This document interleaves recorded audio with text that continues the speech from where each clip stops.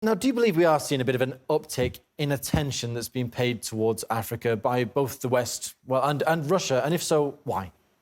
I think we've always had significant attention on Africa by the West, Russia and China, but for different reasons. Africa is a hub for natural resources. It has always been for the West. And now Africa has multiple options. Africa doesn't have to succumb to a bad deal that we get from the Western countries. Africa has choice now. Africa now wants to be treated as equals at the table. And now Russia and China offer that to Africa. Africa and China and Russia have had a long history of friendship. And now we are able to cooperate as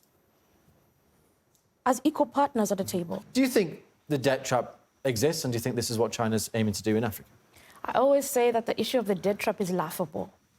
Because if you look at Zambia, 70% of our foreign debt is to the Western countries, not to China. So 30% is to China. And we get the debt from China at very favorable under very favorable conditions, at favorable interest rates. And even the period that we pay back and what we pay back is always much more favorable than from Western countries. And for Chinese debt, we've got things, tangible infrastructure that we can see where the debt is going. It's for infrastructure development. We can see hydropower stations being built. We've got roads being built.